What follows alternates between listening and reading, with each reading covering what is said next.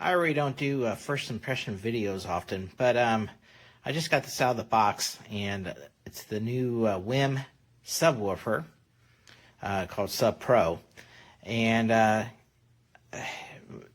I just wanted to record my first impressions here because this is a pretty amazing little product already. I've ordered as far as some subwoofers from Chinese companies before. I haven't been too impressed with them, and let's take the cat out. But this one, on the other hand, is very impressive. Where a lot of the Chinese subwoofers that I've bought in the past have been really lightweight, plasticky, this thing is heavy, it's solid, and it's just it's a beast to get out of the box. It's that heavy. So it should work pretty well as far as keeping resonance down and the bass, and you know, you want the bass, you don't want the thing to shake itself, and some of the lighter subwoofers don't do well. So out of the box, you got the subwoofer. They do provide as far as both a kind of a coaxial RCA cable for the subwoofer, as far as the plug, manual, and that's pretty much about it. But this thing is wireless, also built in for WiiM products, so which I do have. I have the WiiM Amp Ultra and I have the WiiM Ultra that I plan to test this thing on. So this is basically it. If you go around and you also take a look, you realize there's no speaker. And so what they've done here is it's all beneath.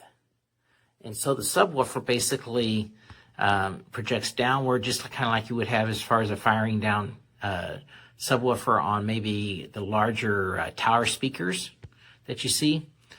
So this is great, because as you saw in the early part of the video, I have a cat. And I have a couple cats, I have a dog, and occasionally we'll have as far as friends with younger kids that will come. So it's one less thing as far as for them to, as far as damage. So basically here is the back. So not much to it. So most of what I would assume, I haven't read anything on the manual or anything. I would assume then everything is done through the app that you have as far as on here. But I do like the fact that you can tell it's networked. So I've never had a subwoofer that's been networked. And you know, you do have as far as a cable that way. So we'll see what happens here. Only negative, I'm not sure what this is. I don't know if this is, you know, some type of wood below this, or if this is just some type of acrylic as far as cover on here, or if it's just heavily glossed or what. But the people are going to love it or hate it. As far as that glossiness, I personally, you can see it's already going to collect some dirt and fingerprints and some dust. That's about the only negative on my first impression here, but that's fine. You're going to kind of have this tucked away where it's not really going to be the main feature of your listening area. So I plan to hook this up. So far, though, I'm really impressed. I am really impressed just with the solidness of this product. For some reason, I was expecting kind of something more budget-oriented, lightweight subwoofer.